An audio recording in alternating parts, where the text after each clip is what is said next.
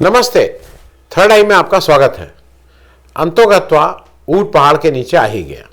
ऊंट पहाड़ के नीचे आना कोई मैं इसलिए बोल रहा हूं कि आज इंडियन एक्सप्रेस में राहुल गांधी की जो कल वोट चोरी की बात हुई है वो लीड स्टोरी है।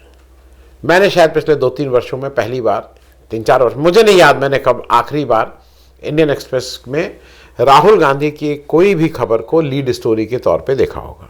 इवन भारत जोड़ो यात्रा पूरी निकल गई, वो लीड स्टोरी नहीं बन पाई।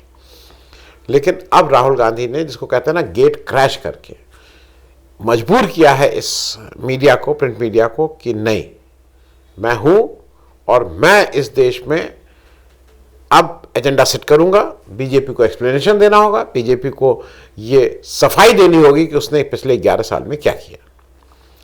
ये कोई बहुत आसान चीज नहीं है, क्योंकि जो राहुल गांधी ने किया उससे तमाम एजेंडे सेट हो रहे हैं। उससे न केवल उन्हीं का नहीं एजेंडा सेट हो रहा, पूरे विपक्ष आज उनकी तरफ देख रहा है।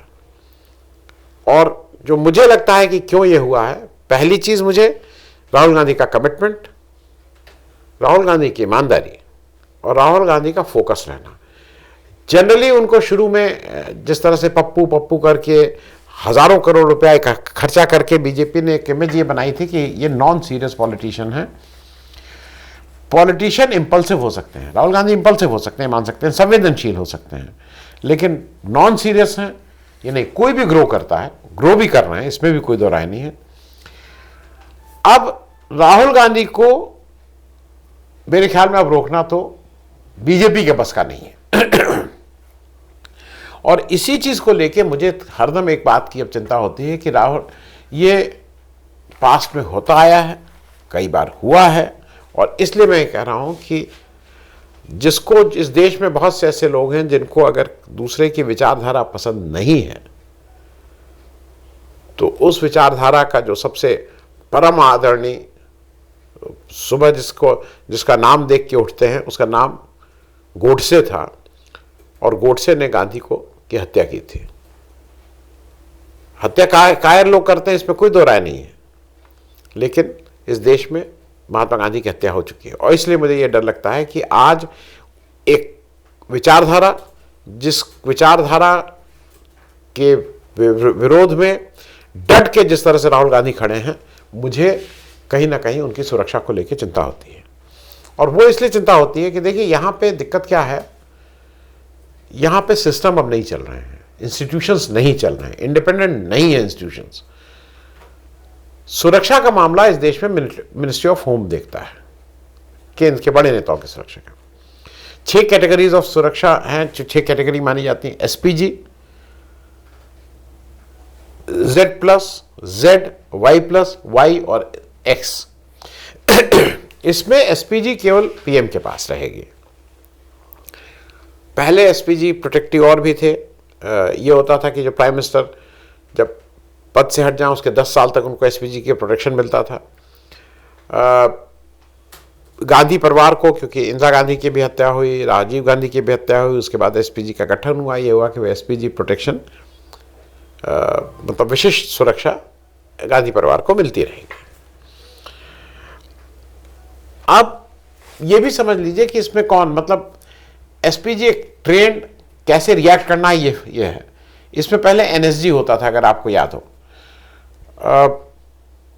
एनएसजी में जो Z+ सुरक्षा जिनको मिलती है उनको एनएसजी मिलता है, और एनएसजी में सीआरपीएफ, आईटीबीपी, इन सब के लोग आए रहते हैं। प्रेसिडेंट का अपना प्रेसिडेंट बॉडीगार्ड होते हैं, लेकिन वो भी Z+ सुरक्षा के हैं। इस देश में vice president, home minister, UP chief minister, देवे गौड़ा साहब, ये सब लोग Z+ सिक्योरिटी के हैं। मैं एक चीज और बता दूं, 1991 से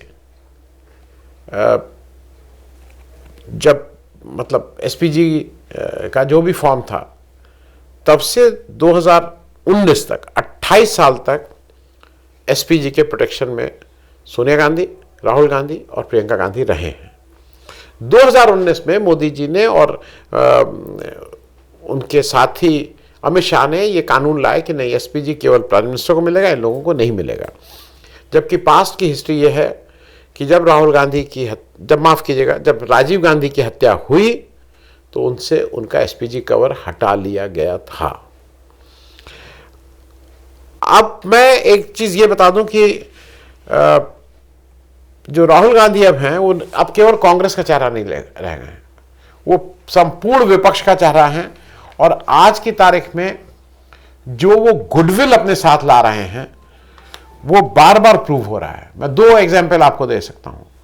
उत्तर प्रदेश में 2024 के इलेक्शन में ये साफ हो गया था कि अगर कांग्रेस और सपा का गठबंधन होगा तो वो कड़ी चुनौती दे देंगे बीजेपी को, और अगर गठबंधन नहीं हुआ तो शायद बीजेपी के लिए बहुत आसान होगा। बीजेपी ने सारे वो अपने दुष्चक्र किए, सारे चक्र चलाए कि कैसे ये गठबंधन ना हो, लेकिन गठबंधन हुआ।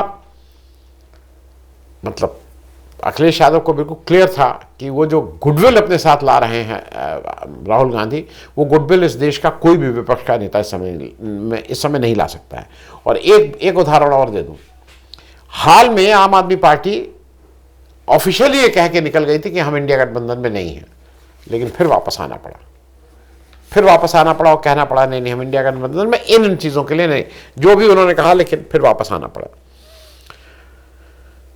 मुझे जो दूसरा लगता है कि जो बीजेपी लगातार जो गलती पे गलती करती जा रही है, और खास करके इलेक्शन कमीशन को लेके और इलेक्शन की पूरी प्रक्रिया को लेके, वो ये है कि इलेक्शन कमीशन को बीजेपी ने आज अपना फ्रंटल ऑर्गेनाइजेशन की तरह बना लिया है। ये पॉलिटिकल बीजेपी कांग्रेस या जो विपक्ष की पार्टियां हैं, पक्ष की पार्टियां, उनका एक पॉलिटिकल द्वंद्व चलता रहेगा। उसमें आप क्यों इलेक्शन कमीशन को पार्टी बना रहे हैं? यह बात मैं इसलिए कह रहा हूं कि जो ज्ञानेश गुप्ता जी हैं, उनका अगर भाषण आप देखिए, जो उन्होंने एक प्रेस कॉन्फ्रेंस की थी, वो भाषण लग रहा था राहुल गांधी से उनका मतलब वो कोई चुनाव लड़ने जा रहे हैं राहुल गांधी के अगेंस्ट, कि 21 दिन में अगर राहुल गांधी ने ये माफी नहीं मांगी और अरे मतलब वो लीडर ऑफ अपोजिशन, आपसे इससे क्या मतलब? आप अपनी प्रक्रिया की बात करिए। आप नाम ले लेके क्यों कर रहे थे? और ये नाम लेके इसलिए कर रहे थे कि उनको नंबर बढ़ाना था। आप हाँ, राहुल गांधी एफिडेविट दीजिए, राहुल गांधी ये करिए, ये सब इलेक्शन कमीशन का काम नहीं होता है। और मैं इस बात को इसीलिए कह रहा हूं कि यही जो बीजेपी है, वो बार बार इन सारे इंस्टीट्यूशंस को जब इसने इतने नंगे ढंग से यूज करती है, तो कहीं ना कहीं ये साफ हो जाता है कि दे आर हैंड ग्लोव्स। आज ही की तारीख में अगर राहुल गांधी ने कल अपनी प्रेस कॉन्फ्रेंस में एक बार भी बीजेपी का नाम नहीं लिया, पूरे भाषण में एक बार भी नाम नहीं लिया, लेकिन बीजेपी के सारे प्रवक्ता, बीजेपी की पूरी टीम उतर आई इलेक्शन कमीशन को डिफेंड करने के लिए। आपसे क्या मतलब? अगर एक कोई इसमें देश में इतनी पार्टियां हैं, एक कोई पार्टी को कुछ उससे शिकायत है, वो उनसे कुछ जवाब मांग रहा है, तो आप इसमें क्या कौन है भाई? जबकि ये सरकार का हिस्सा नहीं है, it is not part of the government, ये इंडिपेंडेंट एजेंसी है। मुझे एक चीज और लगती है कि अभी क्या हो रहा है ना, कि मोदी सरकार जो है वो 1-2 फ्रंट पे तो इस बुरी तरह से विफल सारे फ्रंट पे हुई है। रक्षा में देख लीजिए तो अग्निवीर, आर्थिक में देख लीजिए तो क्या क्या नहीं, नोटबंदी से लेके मालूम नहीं क्या क्या नहीं, हर जगह विफल हुए हैं। लेकिन विदेश नीति एक ऐसा जगह है जहां पे तो इनके पास कुछ तन ढकने को कुछ नहीं बचा है, टोटली एक्सपोज। आप यूएसए कि चाइना कि कहां जा रहे हैं, दोनों आपको तंग कर रहे हैं, दोनों आपसे वो ट्रंप एक दिन कहते हैं, दूसरे दिन नया टैरिफ लगा देते हैं। पाकिस्तान पे हम सब लोग कह रहे हैं भाई वो सही बात है, उनके यहां से टेररिस्ट आए, आतंकवादी आए, यहां हत्याएं की, लेकिन वही पाकिस्तान हर जगह, चाहे वो यूएन हो चाहे एससीओ हो, जहां पे दोनों जगह भारत मेंबर है, पाकिस्तान बन जा रहा है एंटी टेररिस्ट वाला कोई ऑर्गेनाइजेशन, जो उनकी कमेटी होती है उसका चेयरपर्सन पाकिस्तान बन रहा है। यह भी कोई अजीब सी बात है। हो क्या रहा है कि ये जो 2 शीर्ष नेतृत्व है ना बीजेपी का, ये गिर के शेर हैं, घर में शेर हैं। वो गिर फॉरेस्ट से बाहर निकाल दीजिए, ये बकरी हो जा रहे हैं।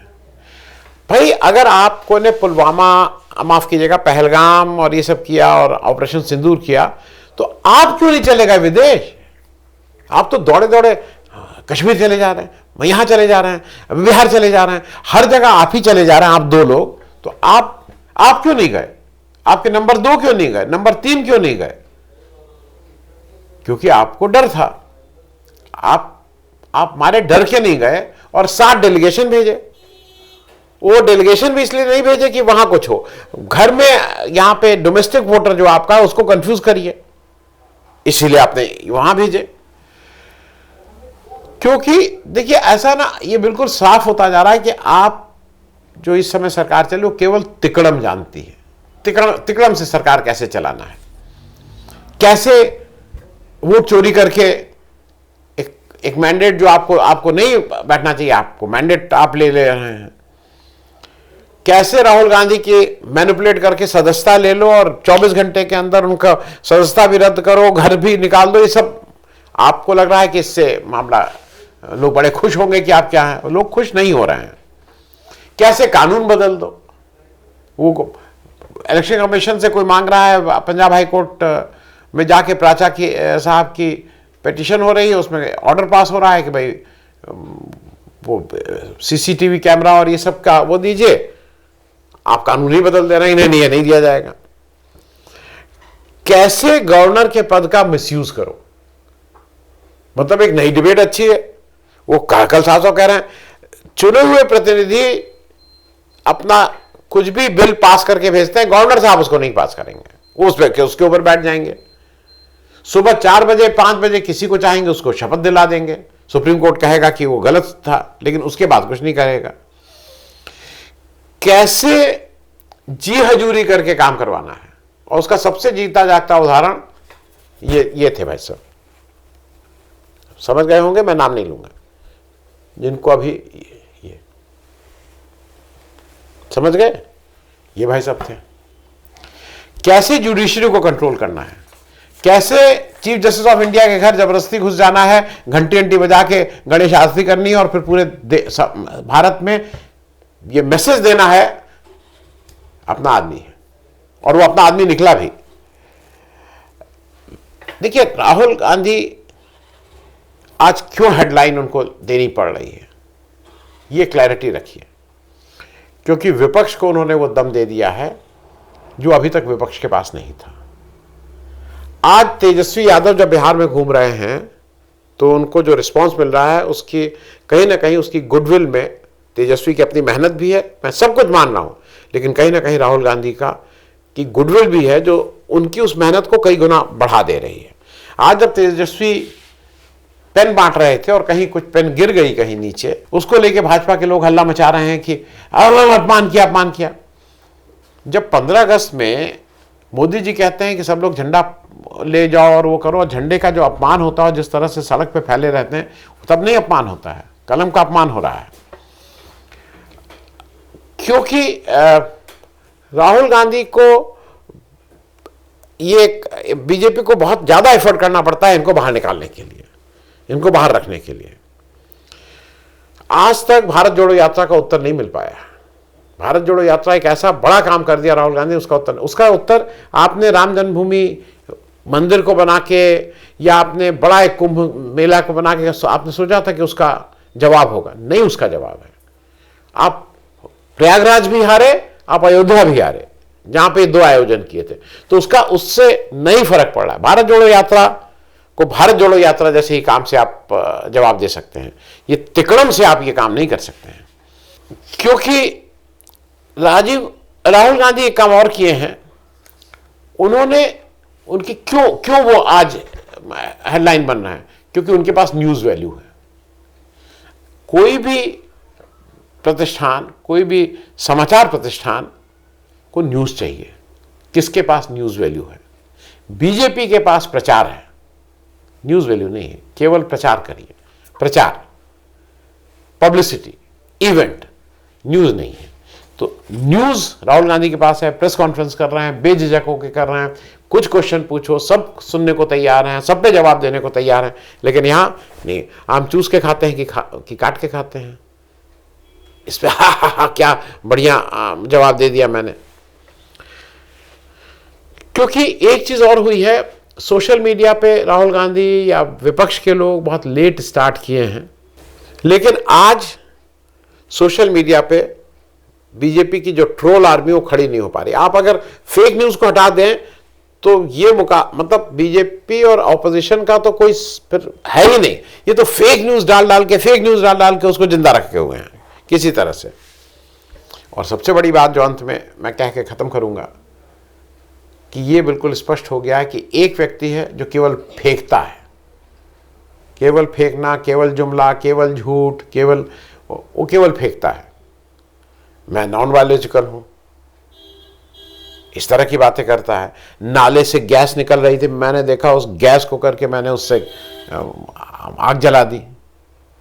जब बादल आ गए तो मैंने ये देख लिया कि अब रडार काम नहीं करेगा तो मैंने जहाज, फाइटर प्लेन भेज दिए। इस तरह के लफाजी की जा रही है। दूसरी तरफ राहुल गांधी सीरियस इश्यूज पे बोल रहे हैं, सिर्फ समस्या ही नहीं बता रहे हैं, समस्या का समाधान भी बता रहे हैं। और मुझे अब ऐसा लगता है कि ये टर्निंग पॉइंट हो चुका है। अब राहुल गांधी को हेडलाइन से दूर रखना मेरे ख्याल में इन जो भी मीडिया संस्थान हैं, चाहे प्रिंट हो चाहे इलेक्ट्रॉनिक हो, उनके लिए आत्मघाती कदम होगा। क्योंकि धीरे धीरे आप ऐसे ही डिस्क्रेडिटेड थे, अब लोग आपकी न्यूज़ देखना भी, जो थोड़े बहुत हैं वो भी बंद कर देंगे अगर आपने ये रवैया रखा तो। थैंक यू सो मच, धन्यवाद।